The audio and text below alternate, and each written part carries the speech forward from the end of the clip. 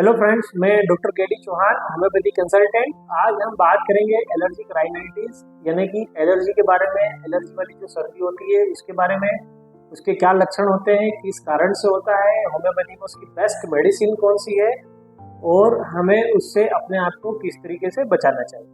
तो सबसे पहले समझते हैं कि एलर्जिक राइनाइटिस होता क्या है।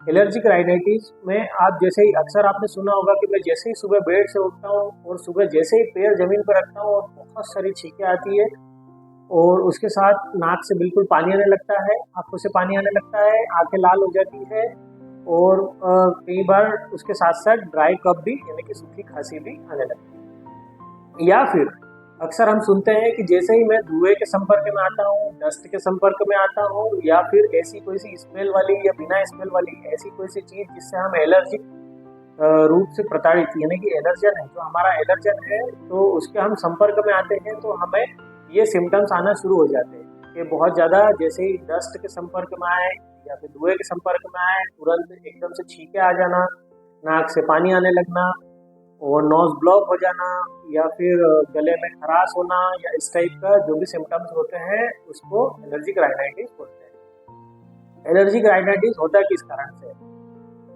आपने एक चीज सुनी होगी कि यार ये बहुत ओवर रिएक्ट करता है, यार वो बहुत ओवर रिएक्ट करता है।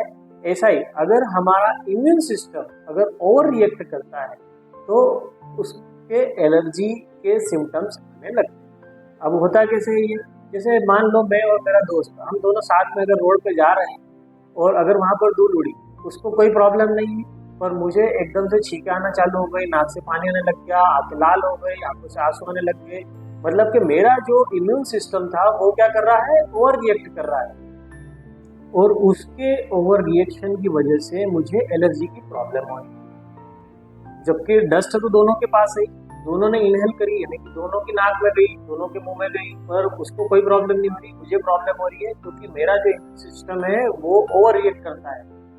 तो इस ओवर रिएक्शन को हम लोग एलर्जी बोलते हैं।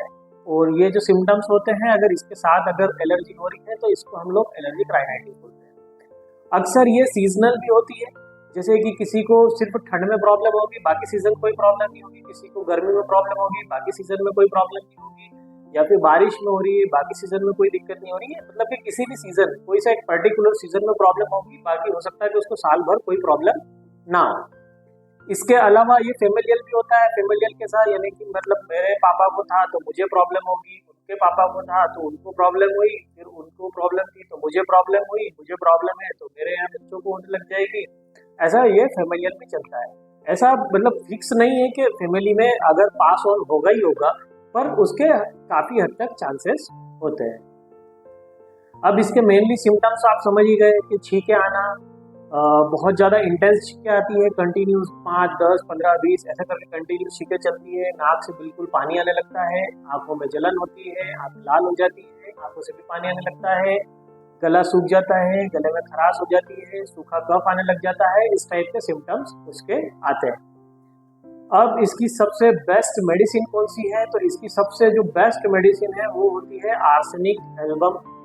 आर्सेनिक एल्बम किस पोटेंसी में लेना चाहिए? आर्सेनिक एल्बम अगर बहुत लंबा क्रोनिक समय से चला हुआ आ रहा है तो हमको 30 पोटेंसी से स्टार्ट करना चाहिए। 30 पोटेंसी में इसको सुबह शाम इसका सेवन करेंगे कंटिन्यूस कम से कम 1 महीना 2 महीने तक। तो ये जो हमारा जो इम्यून सिस्टम जो ओवर रिएक्ट कर, तो उसका ओवर रिएक्शन धीरे धीरे बंद होगा और एलर्जी धीरे धीरे खत्म होगी। और दूसरी हमारी एक और मेडिसिन है सबाडिला 30। सबाडिला हमें कब लेना है? जब बहुत ज़्यादा इंटेंस छींकें आती है, यानी कि एक साथ 25-30 छींकें आपको आने लगती है, चाहे वो एलर्जन के संपर्क में आते से हो या फिर सुबह उठते से अगर आती है, तो फिर सबाडिला 30 का सेवन करेंगे। दवाइयों का सेवन कम से कम 2 से 3 महीने तक लेना पड़ती है या फिर इससे ज़्यादा टाइम के लिए भी लेना पड़ती है। उसको बीच में ब्रेक करके दवाई को सेवन करेंगे। जैसे कि पहले कुछ दिन हमने ले ली, 15 दिन दवाई ले ली, फिर 15-20 दिन गैप, फिर 15 दिन दवाई ली, फिर 15-20 दिन गैप, फिर 15 दिन दवाई ली, फिर 15-20 दिन गैप, ऐसे करके दवाई लेंगे तो हमारा जो इम्यून सिस्टम है वो धीरे धीरे सप्रेस होगा और हमारी जो एलर्जी है वो धीरे धीरे खत्म होगी। और इससे जब एलर्जी खत्म होगी तो दोबारा आपको होने के चांसेस भी इसमें नहीं रहेंगे। साथ ही हमें अपने आप को जब दवाई का सेवन करेंगे उस दौरान हमें अपने एलर्जन को पहचानना होता है कि हमारा एलर्जन कौन सा होता है। वैसे उसके लिए एलर्जी टेस्ट होता है, पर एलर्जी टेस्ट में इतनी सारी चीज़ों के साथ आपको बताया जाता है कि आपको इससे भी एलर्जी, उससे भी एलर्जी, उससे भी एलर्जी है, तो उससे बचना थोड़ा सा मुश्किल हो जाता है। पर आप ऐसा अपना ट्रिगर पहचानिए कि आपको किस कारण से सबसे ज़्यादा प्रॉब्लम होती है, उससे आप अपना खुद का बचाव कीजिए। अगर आप उससे अपने आप को बचाएंगे, साथ में दवाइयों का सेवन करेंगे, तो आपकी जो एलर्जी है वो पूरी तरीके से और जड़ से खत्म हो जाएगी। अगर आपको इन्फॉर्मेशन अच्छी लगी हो तो चैनल को लाइक कीजिए, सब्सक्राइब कीजिए और फॉलो कीजिए। Thank you.